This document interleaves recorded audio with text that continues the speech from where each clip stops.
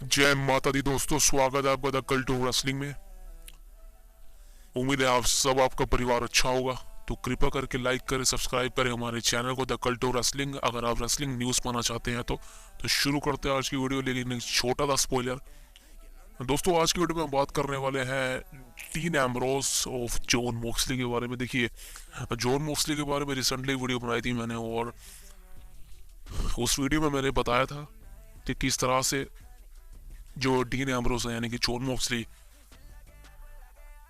AEW company से W company की तरफ आ सकते हैं। बिकॉज अगर CM पंक जैसा नाम डब्ल्यू कंपनी में आ सकता है इतने सालों बाद, CM पंक जैसा नाम अगर इतनी राइवलरीज के बाद, इतने कंट्रोवर्सीज के बाद, फाइटिंग के बाद अगर डब्ल्यू कंपनी में रिटर्न कर सकता है, तो भाई रेसलिंग बिजनेस में कुछ भी हो सकता है, कुछ भी पॉसिबल हो सकता है। तो डीन एम्ब्रोस क्यों नहीं आ सकता, ये बताइए आप मेरे को। तो आज की वीडियो यहीं तक मतलब शुरू करेंगे, अब यहीं तक नहीं थी, शुरू करेंगे। सब्सक्राइब कर लीजिए चैनल को द कल्ट ऑफ रेसलिंग। भाई पहले देखिए, बात करें CM पंक की। देखिए CM पंक, अब सब रूमर खत्म है, सब रिव्यू खत्म है। CM punk is officially in WWE में रिटर्न हो चुका है। और अब आप अगले, वैसे तो फ्यूचर किसी को पता नहीं है, लेकिन ये मान सकते हैं कि अगले 5 सालों तक आप जो WWE कंपनी का टॉप स्टार जिसे हम कहते हैं, उसमें CM पंक का नाम नंबर 1 पर आ चुका है। क्लियर कट बोल रहा हूँ, ठोक के बोल रहा हूँ, ठोक के। अब दोस्तों CM पंक तो आ चुका है डब्ल्यू कंपनी में, लेकिन अब जो अगला नाम जो सबसे ज्यादा हाईली रिकमेंडेड है वो है हमारे डीन एम्ब्रोस यानी कि जॉन मोक्सली, जो इस समय ऑल एलीट रेसलिंग के साथ काम कर रहे हैं। और मैं आपको एक क्लियर कट एक चीज बता दूं तो, जो CM पंक है, और उस जब वो AEW कंपनी में गए थे, अपने डेब्यू किया था, उसके कुछ साल मतलब कुछ महीने सही निकले, लेकिन CM पंक को भी पता चल गया था कि भाई इस कंपनी की हालत क्या है। CM पंक को पता चल गया था एक कंपनी में क्या चीज़ होती है। मैं आपको सही कहूँ, कोई भी चीज़, कोई बिजनेस हो, कोई स्कूल हो, कोई कॉलेज हो, वो तब तक सक्सेसफुल नहीं होता जब तक वहाँ पे रूल्स रेगुलेशन नहीं होते। मैं आपको सही कह रहा हूँ। AEW कंपनी में रूल्स की धज्जियां उड़ा रखी है, सारे नियम की धज्जियां उड़ा रखी है। वो उनके कोई नियम नहीं है, कोई रूल्स नहीं है, कोई सेटलमेंट नहीं है, सब बुरा हाल हो रखा है AEW कंपनी का। मैं आपको बता नहीं सकता, इस वीडियो के अंदर रिप्रेजेंट नहीं कर सकता। जहां तक मुझे सोर्स से पता चला है कि AEW कंपनी का जो लोकर रूम है ना, बर्बाद हो चुका, खत्म हो चुका है AEW कंपनी का लोकर रूम। बिकॉज उनके पास करने को कुछ भी नहीं है। मैं आपको सही बता रहा हूँ। देखिए, जो चीज़ें हमें टीवी पर दिखती हैं वो सिर्फ हमें टेलीविजन पर टेलीकास्ट दिखाया जाता है, लेकिन जो बैक स्टेज चीज़ें होती हैं वो सिर्फ या तो रेसलिंग रेसलर्स को पता होती हैं, या फिर जो रेसलिंग ऑब्जर्वर होते हैं, जो हर एक कंपनी में, जैसे कि डेव मेल्जर है, ज़ेरो न्यूज़ है, और रेसलिंग ऑब्जर्वर है। बहुत सारी चीज़ें होती हैं जो सिर्फ ऑब्जर्वर और रेसलर को पता होती है। इसलिए कुछ रेसलर जो होते हैं वो इन ऑब्जर्वर से कनेक्टेड होते हैं, फोन्स के थ्रू, मैसेजेस के थ्रू वो बताते रहते हैं। तो इसी तरीके से AEW कंपनी की बहुत चीज़ें सामने आई थी, जिस वजह से CM पंक ने AEW कंपनी को छोड़ा था, और रिटर्न करने के बाद भी छोड़ा इसीलिए।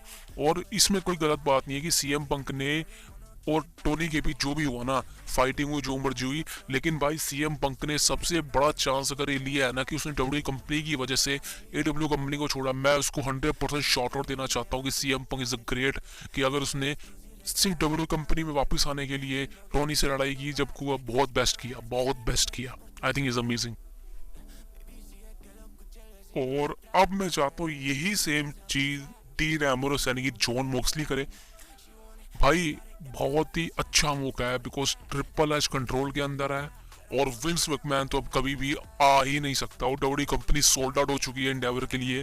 तो भाई अब superstars clear cut W company की तरफ देख सकते हैं, काम कर सकते हैं बेहिचक हो गई। बिकॉज अब उनका जो व्यूअरशिप है, जो उनकी अर्निंग है, बहुत ज़्यादा है, जिस वजह से बजट कट के लिए तो कोई सुपरस्टार को रिलीज करने से डब्ल्यू कंपनी अब, समझ रहे हो ना, काफ़ी वक्त से रिलीजिंग हुई नहीं है। तो क्लियर कट है कि अब जो सुपरस्टार जो विंस मैकमैन की वजह से डब्ल्यू कंपनी में नहीं आ रहे थे एक समय पे, जैसे कि CM पंक। आप क्या सोच रहे हैं कि अगर CM पंक ने 2014 में डब्ल्यू कंपनी छोड़ी, किसकी वजह से छोड़ी? None other than Vince McMahon की वजह से। बिकॉज विंस मैकमैन की चीज़ें मैं आपको बताता हूँ। मुझे देखिए, मैं हमेशा से कहता हूँ कि विंस मैकमैन की एरा ट्रिपल एस से बेस्ट है। विंस मैकमैन अच्छे मैचेस बुक करता था, मानता हूँ ये चीज़ें थी, क्योंकि वो एक लेजेंडरी मैचेस बुक करता था। लेकिन भाई अगर आप बात करें फ्यूचर की, यानी जो अब चीज़ें चल रही है, किसी ने नहीं सोचा था कि डब्ल्यू कंपनी 2023 में उस लेवल पर आ जाएगी जो बाकी कंपनी के लिए बहुत एक कंपटीशन बन जाएगा। कुछ समझ सकते हैं आप। इतने ज़्यादा इवेंट आपको सोचिए यार, डब्ल्यू कंपनी का पे बैक, बैकलैश, फास्ट लेन इतने सक्सेसफुल हुए हैं ना, मैं आपको बता नहीं सकता। किसी ने सोचा था? इमेजिन, पास्ट में आप जाइए, पास्ट में जाइए, you remember all this people names? I don't think so. तो आप समझ सकते हैं कि ट्रिपल एच का एक जो नज़रिया है चीज़ें को देखने का, वो कितना ज़्यादा बेस्ट है, और जिस वजह से इसी वजह से डब्ल्यू कंपनी रेगुलर बेस पे ग्रो कर रही है। और इसमें कहना गलत नहीं होगा कि डब्ल्यू कंपनी अगले 10 सालों के लिए सेटलमेंट कर चुकी है, बिकॉज सीएम पंक को वापस लाया गया है। उनके पास रेंडी ऑर्टन है, सेथ रॉलिंस है, even the biggest name American nightmare the Cody Rhodes जो फ्यूचर है। तो आप समझ सकते हैं कि भाई रोमन रेंस के जाने के बाद भी डब्ल्यू कंपनी के लिए बहुत कुछ है, और रोमन रेंस भी जाने वाला है नहीं भाई, उसके लिए बता के बात करूंगा मैं। सो आप समझ सकते हैं कि डीन एम्ब्रोस को सिर्फ करना ये है कि उसको डब्ल्यू कंपनी वापस आना है, और अब हम नहीं जानते किस तरह वो करेगा, लेकिन मैं जानता हूँ ऐसा कुछ नहीं होने वाला। बिकॉज जॉन मोक्सली से रिसेंटली एक इंटरव्यू में पूछा गया कि भाई सीएम पंक डब्ल्यू कंपनी में जा चुका, कि आप जाएंगे? तो डीन एम्ब्रोस ने इसके बारे में कुछ ही बात नहीं कही। उन्होंने कहा कि मैं सिर्फ एडब्ल्यू कंपनी के बारे में बातचीत करना चाहता हूँ, और किसी के बारे में नहीं। तो ऐसा नहीं है कि डीन एम्ब्रोस गुस्सा आया है, क्योंकि भाई ट्रिपल एच से तो शायद मेरे को लगता है इनकी कोई लड़ाई वगैरह है। विंस मैन के साथ तो थी, उनके साथ तो सभी के साथ होती है, बड़ों की लड़ाई तो सभी के साथ थी, लेकिन ट्रिपल एच की लड़ाई मेरे को लगता नहीं होगा। ट्रिपल एच की लड़ाई होगी भी, जैसे सीएम पंक के साथ भी थोड़ी वो नोकझोंक थी, वो क्लियर हो चुकी है, आप समझ सकते हैं।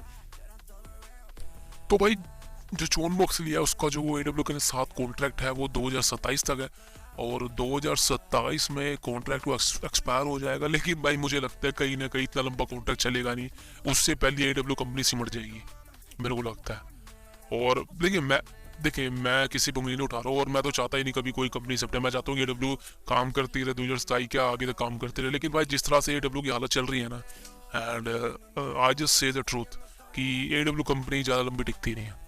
बिकॉज टिकट सोल्ड आउट देख लीजिए, इनके इवेंट देख लीजिए, और आप क्लियर कट इनके सुपरस्टार देख लीजिए। You remember one superstar name? अगर आप डब्ल्यू की बात करें, डब्ल्यू कंपनी में कितने सारे सुपरस्टार है?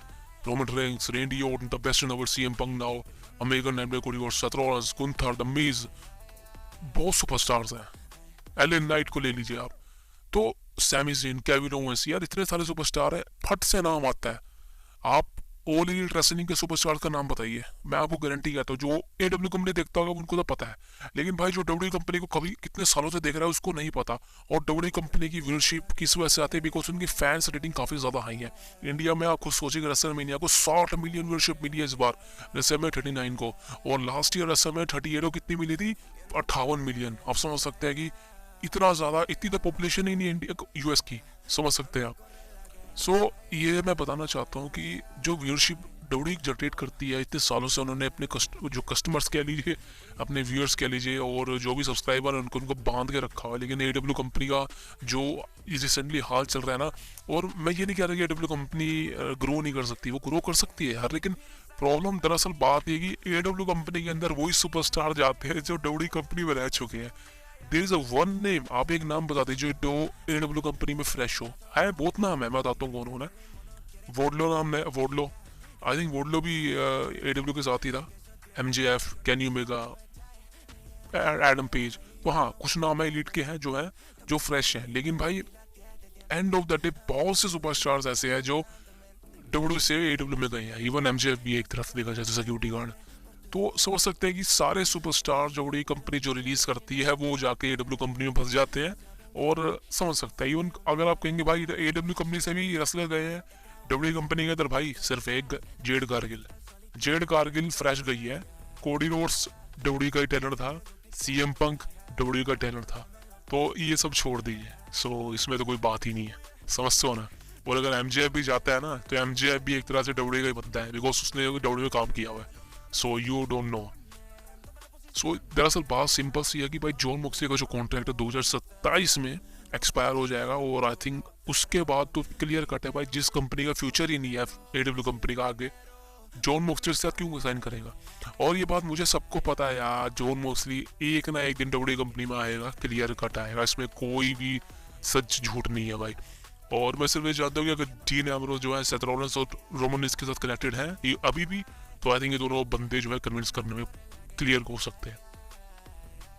तो दोस्तों ये थी मेरी प्रेडिक्शन कि जॉन मोक्सली क्लियर कट बोल रहा हूँ भाई, डब्ल्यू कंपनी में आएगा इन फ्यूचर, इसमें कोई शक नहीं है भाई, सही बोल रहा हूँ, आएगा, क्लियर कट आएगा इसमें तो भाई।